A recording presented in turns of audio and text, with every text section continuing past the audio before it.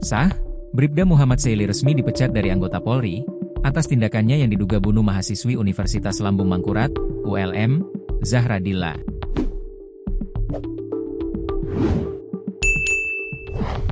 Kepastian pemecatan Bribda Seili didapatkan setelah sidang etik kasus pembunuhan ini digelar di Aula Mapolres Banjarbaru, di tempat atau satuan pelaku bertugas, Senin, 29 Desember 2025. Dalam sidang, Komisi Kode Etik Polri, KEP, menjatuhkan putusan pemberhentian dengan tidak hormat alias PTDH terhadap Bribda Seili.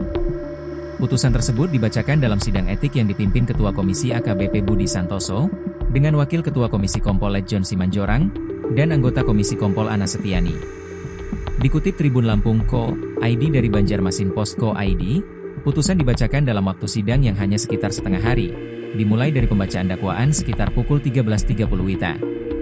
Kemudian, dilanjutkan pemeriksaan 4 saksi, lalu pembacaan tuntutan dan pembelaan hingga pembacaan vonis sekitar pukul 18 WITA. Menjatuhkan sanksi berupa, sanksi bersifat etika perilaku pelanggar dinyatakan tercela. 2. Sanksi bersifat administratif, yaitu pemberhentian tidak dengan hormat atau PTDH, kata AKBP Budi Santoso saat membacakan putusan. Dalam putusannya, Ketua Komisi, AKBP Budi Santoso menyatakan perbuatan pelanggar telah terbukti melanggar pasal 13 ayat 1 PKRI tahun 2003 tentang pemberhentian anggota Polri Jo pasal 5 ayat 1 huruf B Perpol 7 tahun 2022, pasal 8 huruf C angka 1, pasal 8 huruf C angka 2, pasal 8 huruf C angka 3, dan pasal 13 huruf F Perpol nomor 7 tahun 2022. Sebelumnya, temuan jasad perempuan menggegerkan warga di depan kampus Tisa Sultan Adam, Kecamatan Banjarmasin Utara, Kota Banjarmasin pada Rabu, 24 Desember 2025, pagi.